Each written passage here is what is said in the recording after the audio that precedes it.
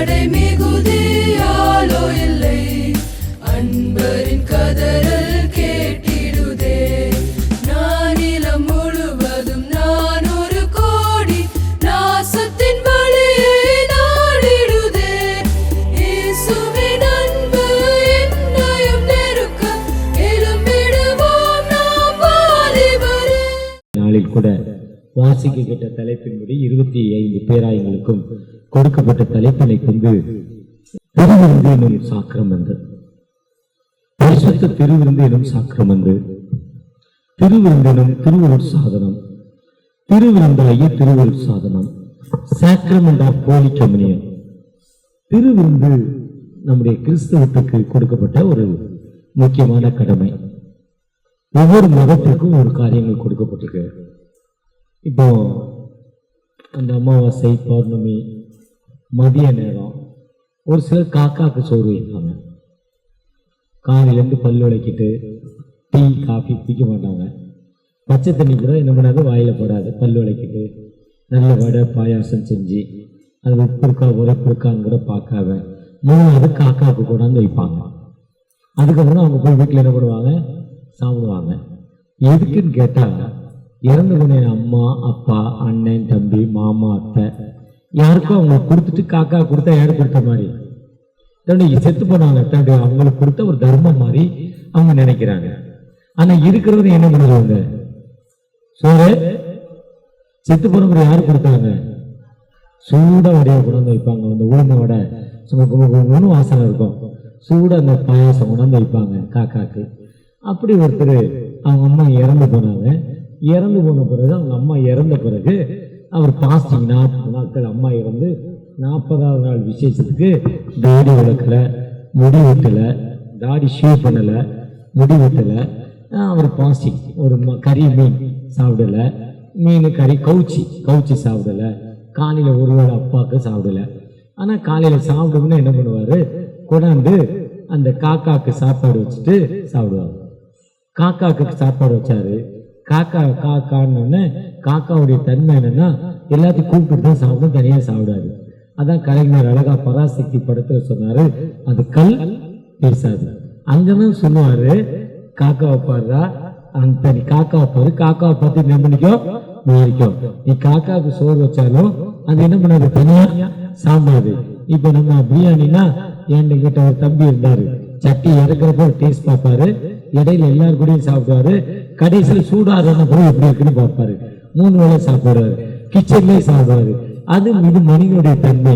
நம்ம என்ன பண்ணுவோம், அங்க நாத்தனார் இருக்கு வருமனே நம்ம என்ன பண்ணுவோம், கிச்சனுக்குள்ள சாப்பிடுவோம். மனுஷ தன்மை. காக்கா அப்படி சாப்பிடாது, கூடிதான் சாப்பிடுவோம். அவர் காக்கா கொண்டே அந்த சாப்பாடை வச்சா அந்த காக்கா அப்படி வந்து சாப்பிடல போயிட்டு, திரும்ப அடுத்த நாள் வச்சாரு சாப்பிடல போயிடுச்சு. 3வது நாள் வச்சாரு காக்கா சாப்பிடல.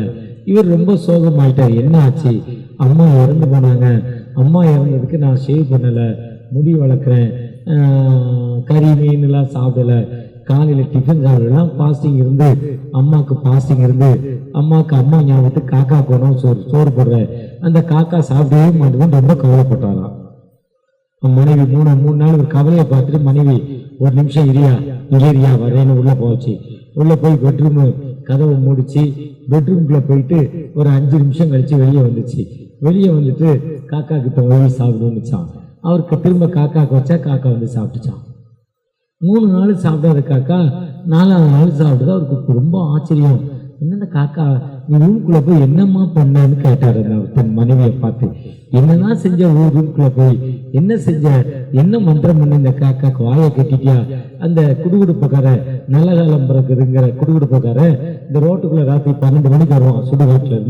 சுடுகாட்டுக்கு போய் பூஜை பண்ணிட்டு பெரிய ஒரு தேவதைக்கு சுடுகாட்டு பண்ணி சாராயம் குடிச்சு, அதுக்கு சாராயம் கொடுத்து, தேவதைக்கு சாராயம் கொடுத்து, கோழி அடிச்சு ரத்தத்தை அதுக்கும் கொடுத்து, இவனு ரத்தத்தை குடிச்சு ஒரு போதையில வருவான். நாய் குலைக்கும். ஏன்னா இவனுக்குள்ள ஒரு ஆவி இருக்கு. அந்த ஆவி வந்து நாயோடைய கண்ணுக்கு தெரியும். அந்த எல்லா நாயும் ஒன்னா சேர்ந்து குலைக்கும். அப்ப நாயோட வாயை கட்டிடுவான், நாய் குலைக்காது. அதுக்கு ஒரு மந்திரம் சொன்னா நாய் குலைக்காது, அப்படியே படுத்துக்கிட்டு பவ்யமா நாய். அதே மாதிரி நீ என்னதான் மந்திரம் பண்ண அந்த காக்காவை தன் மனைவிட்ட கேட்டாரு.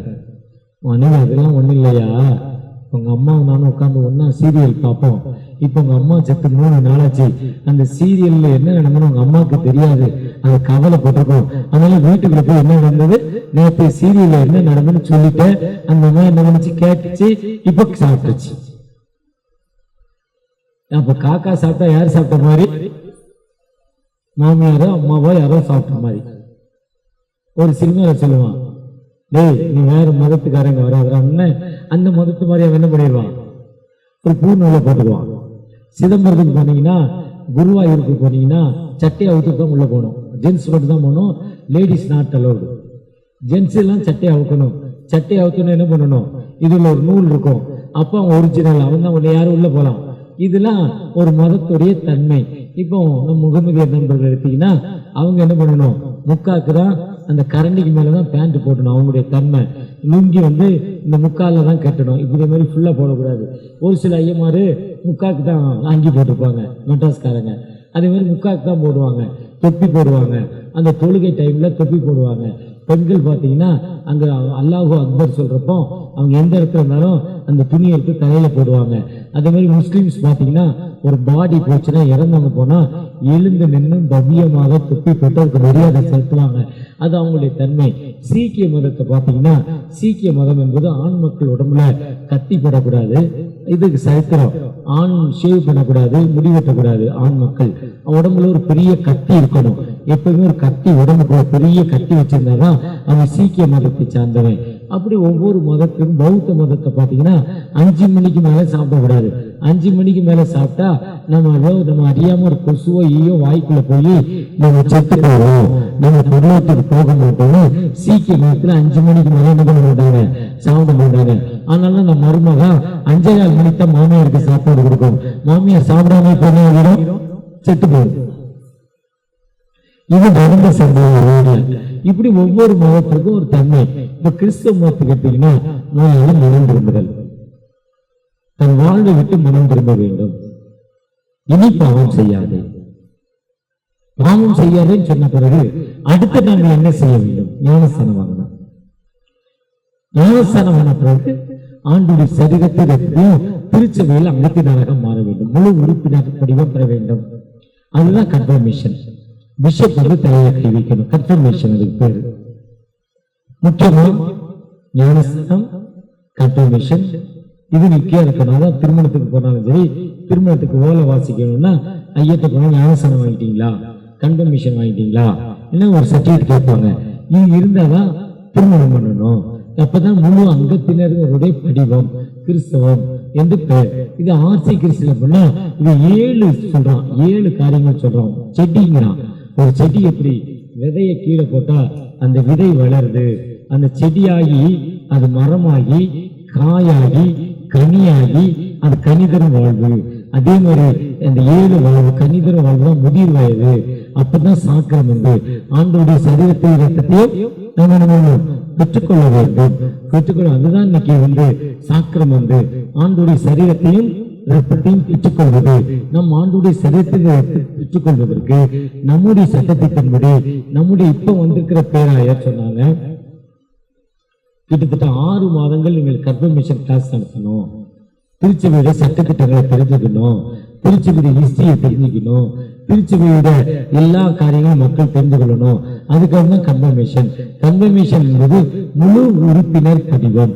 அந்த கன்ஃபர்மேஷனை நாம் பெற்றுக்கொண்ட மக்களை காணப்படுகிறோமா? ஆனா வேதம் சொல்லுது, இந்த திருவருள் சாதனத்தை ஜீசஸ் கொடுக்கும்னு அவரும் அவருடைய சீஷர்களும் ஒன்றாக இருந்தாங்க.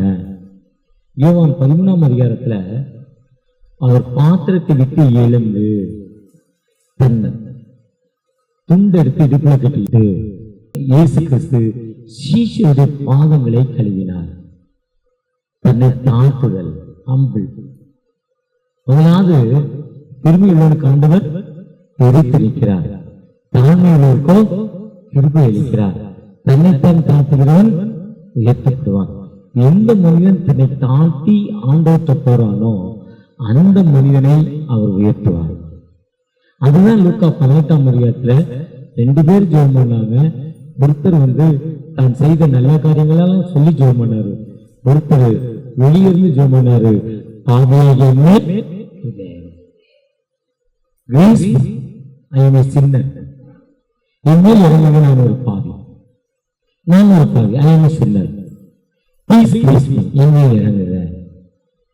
நம்ம எப்போ ஆண்டவருடைய சன்னிதானத்தில், அதுதான் 1 கொரிந்தியர் 11:28 தன்னைத்தான் சோதித்தறிந்து என்ன பண்ணும், டெஸ்ட் பண்ணணும். தன்னைத்தான் சோதித்தறிந்து தன்னை சோதனை பண்ணி ஆண்டவருடைய சன்னிதானத்தில் வரணும். ஆண்டவருடைய சரீரத்தை வாங்கணும்னா இயேசு கிறிஸ்து என்ன பண்ணாங்க, அவருடைய சரீர பாதங்களை கழுவினார். இந்த ஒரே அப்பம், ஒரே பாத்திரம், அதுதான் எல்லா பேராயங்களும் இன்னைக்கு கப்பு கொடுக்குறாங்க, சீக்கிரம் முடிஞ்சிருது. ஆனா சென்னை பேராயத்துல மட்டும் கப்பு ஒரே ஜக்கு தான். பேராயர் சார்ஜ் ஜீவன் ரொம்ப ஸ்டெடியா நின்ட்டார். அதுல நோ கப்பு, நோ இண்டிவிஜுவல் கப்புன்ட்டார். எல்லாரும் ஒரு பாத்திரம், இதான் பைபிள்ன்ட்டார். இதே அதுல யாரும் இல்ல, பல்லு விளக்கணும்னு வாய் வைப்பான், பல்லு விளக்காதனும் வாய்ப்பான், குடிக்காதனும் வாய்ப்பான், குடிக்காதனும் வாய்ப்பான், படிச்சவனும் வாய்ப்பான், ஐயரும் குடிப்பாரு, யூபிஎஸ்ஆரும் குடிப்பாரு, கேட்டகிஸ்டும் குடிப்பாரு, செக்ஷன் குடிப்பாரு. ஆனா ஐயர் முதல்ல குடிச்சிட்டு கொடுத்துருவாரு. ஏன் ஐயர் எப்ப குடிக்கணும், கடைசியில தானே பண்ணணும். மக்களுக்கு எல்லாம் கொடுத்துட்டு ஏற்றத்தாழ்வு இல்ல. இந்த திருவிருந்து என்பது ஏற்றத்தாழ்வு இல்லாது, ஆண் என்றும் இல்லை, பெண் என்றும் இல்லை, அடிமை என்றும் இல்லை, சுவாதீனம் என்றும் இல்லை, கர்த்தருக்குள் எல்லாரும் ஒண்ணு. அதுதான் இயேசு கிறிஸ்து மரணத்துக்கு போகணும்னு சீஷர்களோடு அந்த உறவு அறிஞரார். ஏற்றத்தாழ்வு இல்லப்பா. முன்ன நிறைய ஏற்றத்தாழ்வு இருந்தது. லேவி புத்திரன் தான், அவங்களுக்குள்ளே 12 கோத்திரங்கள் இருந்தது. ஆனா இப்ப அப்படி இல்லை, எல்லாருமே டைரக்டா என்ன ஜெபம் பண்ணலாம். முன்ன லேவி கோத்திரத்து மூலம் தான் உள்ள வரணும். ஆனா இப்ப அப்படி இல்லை, நீங்க எல்லாரும் என்கிட்ட உங்களுக்கு என்ன வேணுமோ யாருடைய உதவி இல்லாம கிறிஸ்து வழியாக கடவுள்கிட்ட நீங்க போயிடலாம். இதுதான் திருவருள் சாதனம். இந்த சாஸ்திரம் என்பது ஏற்றத்தாழ்வு இல்லாமல் அனைவரும் கிறிஸ்துவுக்குள் ஒன்றாக இணைய வேண்டும். அந்த ஒன்றாக அதுதான் தன்னைத்தான் சோதித்தறிந்து ஆண்டவருடைய சன்னிதானத்தில் போனோம். ஏன்னா இது பாவத்தை பிணியை நோக்கும் மருந்து. இயேசு கிறிஸ்துவின் ரத்தம் சகல பாவங்களை சுத்திகரிப்போம். ரத்தம் சொல்வதில்லாமல் பாவங்களுக்குள்ள அநேகரை மீட்பதனால் தன் ஜீவனை கொடுப்பதற்காக இந்த உலகத்துக்கு வந்தார். தாய்லாந்துல நடந்த ஒரு சம்பவம். தாய்லாந்துல கணவன் மனைவி திருமணமாகி பல ஆண்டுகள், குழந்தை பாக்கியம் இல்ல. கணவன் குடிகார, மனைவி கணவன் கொஞ்சம் கூட விட்டு கொடுக்க மாட்டான். அவன் என்ன பேசலாம் திருப்பி பேசுவான். சண்டை, அடி, வெடி, வெட்டு, குத்து. ஒரு நாள் தான் இறக்க வேண்டும் என்று முடிவு பண்ணுகிறார். இறந்து போக வேண்டும் என்று முடிவு பண்றப்போ அவருடைய பிளாட்ஸ்ல இருந்து கீழே குதிச்சு செத்து போறதுக்கு ஆயத்தமாகிறார். செத்து போறதுக்கு ஆயத்தமாகிறப்போ அவருடைய கண்களில் ஒரு சிவப்பு கலர் புத்தகம் தென்படுது. பக்கத்து பிளாட்ல அதனுடைய அந்த சன்சைட்ல இருக்கு. அந்த சன்சைட் என்பது இவருடைய அந்த குதிக்கக்கூடிய இடத்துல இருந்து கம்பு வச்சு அவன் எடுத்து அந்த புக் வந்துடும். 4வது ஃப்ளோர்ல இருந்து குதிக்க போறா, சாக போறா. சாக போகணும்னா அந்த புத்தகம் அவங்களோடு பேசுது. ஏதோ எடுத்து வாசித்து குறிச்சுப்போம்னு ஒரு எண்ணம் தோணுது. அதை எடுத்து படிக்கணும்னு நினைக்கிறா. அது கம்பு எடுத்து அந்த தொடப்பத்தை எடுத்து ஒற்றடிக்கிற கம்பு எடுத்து அதை தள்ளி அதை எடுத்து அதை படிக்கிறாங்க. அதில் ஒரு வசனம் கவலைப்படாதே, மிகையாதே, காகங்களை கவனித்துப்பார், குருவிகளை கவனித்துப்பார், இவைகள் உனக்கு வாழ்வு கொடுக்கு, நீ ஏன் கவலைப்படுற, நீ ஏன் திகைக்கிறன்னு ஒரு வசனம் இருக்கு. உடனே அந்த அம்மா அதை பார்த்த உடனே அது அந்த புத்தகத்தை மேலே படிக்க ஆரம்பிக்குது. அதுதான் புதிய ஏற்பாடு. திரும்ப திரும்ப படிக்குது. அதுக்கு அந்த மரணத்தோடைய பயம் போயிடுது. இன்னும் சாகணுங்கிற எண்ணம் வரல. இன்னும் ஆண்டவரோடு இணைந்து வாழணும் என்ன வருது. அப்ப இந்த புத்தகத்தை பத்தி இன்னும் தெரியும்னு நினைக்குது. திரும்புது, பின்னால் அவருடைய விலாசத்தை பார்க்குது. விலாசத்தை பார்க்கிறப்போ இந்த சர்ச்சோட விலாசம் இருக்கு. இந்த சர்ச்சோட விலாசம் அலெக்சாண்டர் சில்வர் அவர் ஊழியம் பண்ணாருங்க. சில்வரையா இங்க ஊழியம் பண்ணாரு. எத்திராஜ் நகர் இதுல அட்ரஸ் இருக்கு. இங்க வருது. அன்னைக்கு பார்த்து கம்மி, அன்னைக்கு பார்த்தா ஐயர் நல்லா பிரசங்கம் பண்றாரு. பிரசங்கம் பண்ணிட்டு இது இந்த மாசப்படி ஆகஸ்ட் 31, செப்டம்பர் 1 வாரம் ஆண்டோடைய சரீரத்தை ரத்தத்தையும் தருவோம்னு சொல்றாரு. அந்த அம்மா அந்த சர்வீஸை பிடிச்சி வீட்டுக்கு போகுது. குடிகார கடமை அப்போ வீட்டுக்கு வந்துட்டான். இவனை ரொம்ப நேரம் காணலை. தப்பான எண்ணம் கொண்டு எங்கே போனாங்கிறான். எங்கே தொலைஞ்ச எங்கே போன தப்பான எண்ணம் 2 பேருக்கும் புரிந்து கொள்வதில்லை. அவன் சொல்ற இதே மாதிரி நீ இல்லை செத்து போடணும்னு நினச்சேன், பக்கத்து சன்சையில் ஒரு புத்தகம் கிடைச்சது படித்தேன், அது அமைதி கிடைச்சது, அதை பற்றி தெரிஞ்சுக்கின்னா அதோட அட்ரஸை பார்க்க போனேன், அட்ரஸை பார்க்கும்போது அந்த சர்ச்சைக்கு போனேன், அங்கே என்ன சொன்னாங்க. அது கள்ளங்கவனம் இல்லாமல் சொல்லுது. அடுத்த வாரம் கடவுளுடைய சரீரத்தை பிச்சு கொடுப்பாங்களாம், கடவுளுடைய ரத்தத்தை கொடுப்பாங்களாம், பிளட்டை கொடுப்பாங்களான்னு வச்சான். அவன் ஒரே ஷாக். அதை எப்படி ஒரு மனுஷன் கறியை எடுத்து கொடுக்க முடியும், எப்படி ஒரு மனுஷன் ரத்தத்துக்கு என்னடி கிண்டல் பண்ணுறேன்னு 2 பேருக்கும் சண்டையோ. நானா சொன்னேன், அந்த 2 மேத்து பையன் சொன்னார், எனக்கு என்ன தெரியும், நானா சொன்னேன்னு சொல்லிச்சு. அது எப்படி போய் அடுத்த வாரம் வாங்கிட்டு வான்ட்டான். அது அடுத்த வாரம் வேறு வழி இல்லை. அவன் குடியாரம் போயிடுச்சு, விடிஞ்சா போச்சுங்கிற மாதிரி அது சொன்னதே சொல்லிக்கிட்டு இருக்கோம். தேஞ்ச ரெக்கார்டு. அடுத்த வாரம் சர்ச்சுக்கு வந்துருச்சு. சர்ச்சுக்கு வந்தால் முடிஞ்சோடனே கம்யூனியன் கொடுத்தாங்க. சரி நம்ம வெள்ளையாக ஒரு கோலை மாதிரி ஒன்று கொடுப்போம். மெடிக்கல் சர்ச்சில் பிரெட்டை பிச்சு கொடுக்குறாங்க, ஒருத்தர் கேக்கு கொடுக்குறாங்க, இது இந்த அப்பத்தை கொடுத்தாங்க. இதை பார்த்தா சரீரம், இது சரீரம் இல்லை. என்ன செய்யுதுன்னு தெரியல. அவன் என்ன கேட்குறான், சரீரம்னு இவர் சொன்னார், அதை சொன்னால் அவன் சரீரங்கிறான். இவன் சரீரம் தெரியல, இப்போ ஏதோ கொடுக்காங்களே என்னன்னு ஒன்றும் புரியாமல் மூடி வச்சுக்கிட்டு இப்போ ரத்தத்தை கொடுக்க போகிறாங்க. முன்னையாவது இப்போ கப்பு கொடுக்காங்க, இது நம்ம சிசி சர்ச்சில் வாயில் ஊற்றிடுறாங்க. அந்த டிஎல்சி போனீங்கன்னா அந்த கப்பை அப்படியே வாய்க்கில் விட்டுருவாங்க, டிஎல்சியில். மதுரை ராமநாதபுரம் சர்ச்சுக்கு போனீங்கன்னா ஸ்பூன்லேருந்து எடுத்து வாய்க்கில் ஊற்றுவாங்க. கப்பு வச்சு ஸ்பூன் வச்சுருப்பாங்க, கரண்டி, அதை எடுத்து வாய்க்கில் வச்சுருவாங்க. அப்படி இந்த சரீரத்தை இந்த ரத்தத்தை வாயில் ஊற்றிட்டாங்க. இதை என்ன பண்ண முடியும், மூழ்கிட்டு. இப்போ வீட்டுக்கு போது இதை மூடிக்கிட்டே போகுது. இருக்கு போய என்ன பண்ண போகிறானோ, சரீரம்னு சொன்னோம். அவன் லூசு குடியார நாய் என்ன பண்ண போகுதுன்னு திட்டிக்கிட்டே போகிறான் மனசில். இன்னைக்கு அவ்வளோதான் நினச்சிக்கிட்டே போகுது. நான் நினைப்பு தான் ப்ரேயர் ஜெபம் பண்ணிக்கிட்டே போகுது. அவன் வாசல் நிற்கிறேன், காட்டு சரீரத்தை காட்டு, ரத்தத்தை காட்டு இங்கண்ணா. உடனே இதையே கொடுத்து திறக்கா ஒரு சிக்கன் 65 இருக்கு. கையில் கொண்டு போனது ஆனால் கையில் இருந்தது அந்த எலியாக்கு காக்கா கொண்டாந்து கொடுத்ததில்ல, கேரி காட்டில் வந்து கரெக்டாக சாயங்காலம் ஒரு கறி துண்டு ஒரு அப்பம் கொடுத்துட்டு எழுந்து நடடான்ட்டான். 40 நாள் நடக்கிறார் அவர், 40 days. அதுதான் 40 நாள் பாஸ்டிங். ஒரே ஒரு அப்பத்துக்குள்ள 40 நாள் நடக்கிறார், இரவு பகலா, ரெஸ்டே எடுக்கல. அதுதான் இன்னைக்கு நிறைய பேர் நடந்து போறான். அங்க பைபிள் வந்துதான். அப்படி பார்த்தோன்னா அவனுக்கே ஒன்றும் அவளுக்கு ஒன்றுமே புரியல. அவனும் அதுக்கப்புறம் மனம் மாறி 2 பேரும் பெரிய ஊழியக்காரங்களாக மாறிட்டாங்களாம். இதுதான் விசுவாசம். விசுவாசத்தோடு அந்த மெர்காசிஸை பற்றி காலையில் சர்ச்சில் சொன்னேன். அவர் காலையில் 5 மணிக்கு ஒரு கம்யூனியன் சர்வீஸ், இரவு 7 மணிக்கு ஒரு கம்யூனியன் சர்வீஸ் தினமும் நடக்கு. இப்போ நான் சேர்க்கிறேன். யாருக்கு உடம்பு சரியில்லையோ, யாருக்கு தலைவலியோ, யாருக்கு வயிற்றுப்போக்கோ, யாருக்கு கேன்சரோ, யாருக்கு மலட்டுத்தன்மையோ, அங்கே வந்து விசுவாசத்தோடு வாங்கி காலையிலையும் மாலையிலையும் சாப்பிட்டாங்கன்னா அவங்களுக்கு அந்த கட்டுக்கள் உடையுது.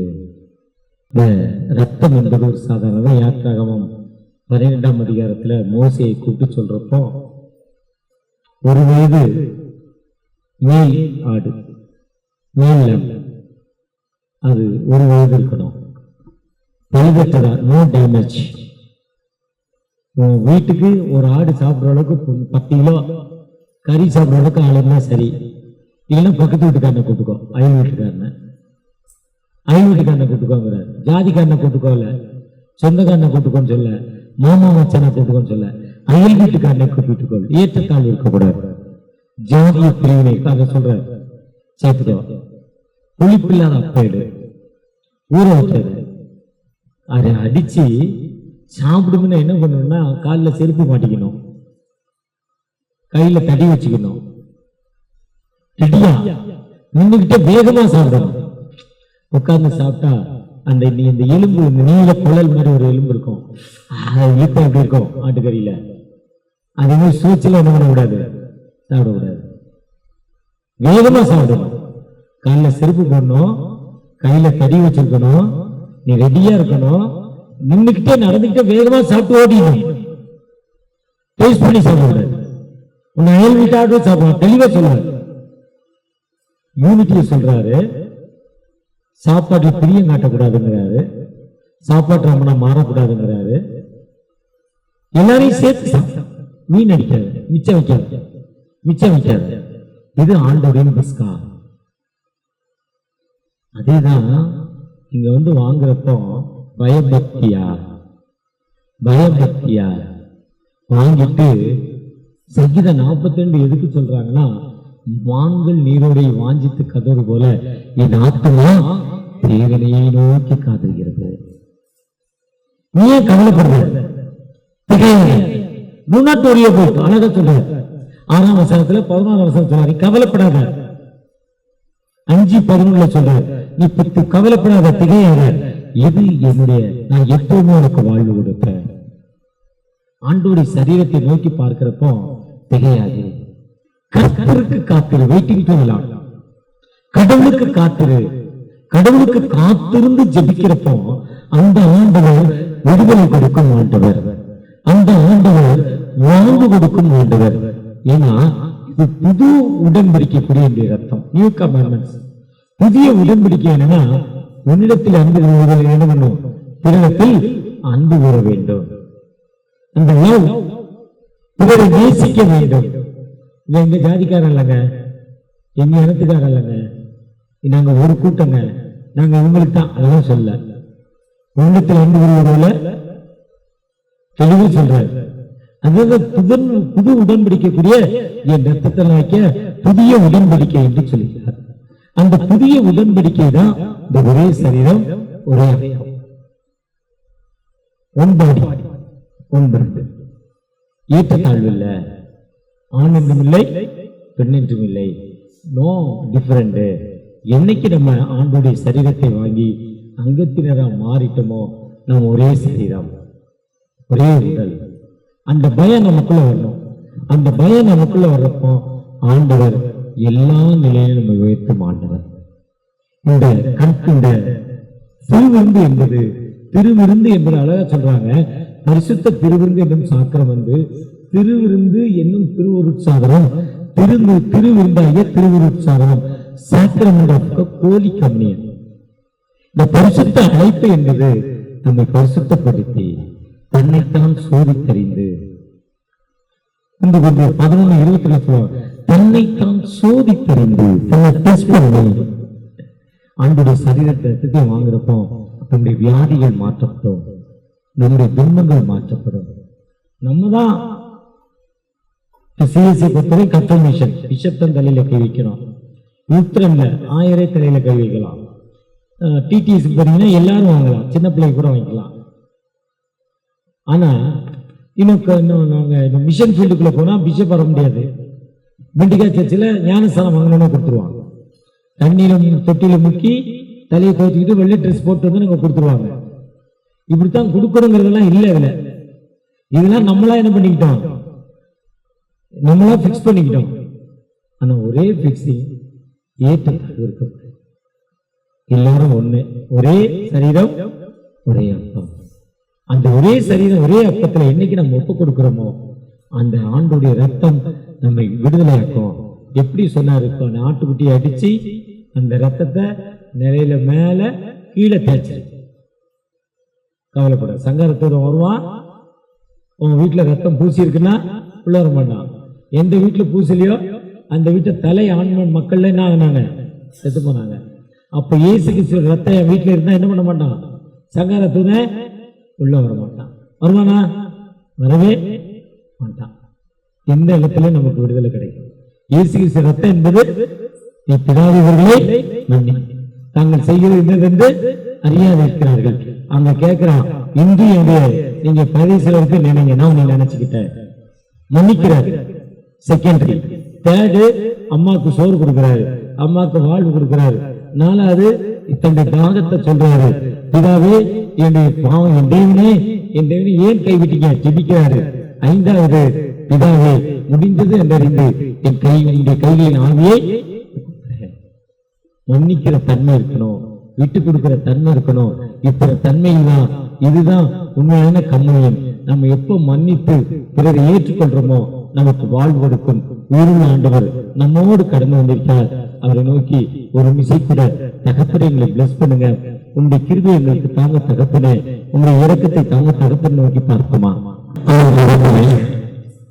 நோக்கி பார்க்கிறோம். இந்த திருவிருந்து இங்கு நாங்கள் பெற்றுக்கொள்ளும் எங்களை ஆயத்தப்படுத்த கிருபை செய்யப்பா. பிறரை மன்னிக்கிற மக்களாய், பிறரை ஏற்றுக்கொள்கிற முறை, ஏற்றத்தாழ்வு இல்லாம பிறரை அனுசரிக்கிற மக்களாய், இது உங்களுடைய ரத்தம் எங்களுக்கு விடுதலை கொடுக்கும் நம்பிக்கை எங்களுக்கு தந்திருக்கீங்க. நன்றி. வந்திருக்க மக்கள் மத்தியில் உங்களுடைய பிரச்சனை இறங்கட்டும், உங்களுடைய வழிநடத்தில் இறங்கட்டும். இந்த புதிய திருச்சபையில உங்களுடைய கிருபை இறங்கட்டுமாப்பா. நீங்க வாங்கப்பா, நீங்க இங்க இருங்க, எங்களை பிளஸ் பண்ணுங்க. எங்களை பிளஸ் பண்ற மாத்தி இந்த கிராமத்து மக்கள், எத்திராஜாகர் கிராமத்து மக்கள் ஆசீர்வதிக்கப்படணும். திருச்சபையில எங்களுடைய தென்னிந்திய திருச்சபை சென்னை பேராயத்துல அரக்கோணம் பகுதியில் எத்தனை திருச்சபை மனங்களுக்கு பட்டணமாய் உயர்த்தப்படணும். நீங்க எங்களோடு கடந்து வாங்க ஆசீர்வதிங்க. இயேசு மூலம் ஜெபிக்கிறோம். ஆமென். அறுவடை மிகுதியாலோ இல்லை, அன்பரின் கதறல்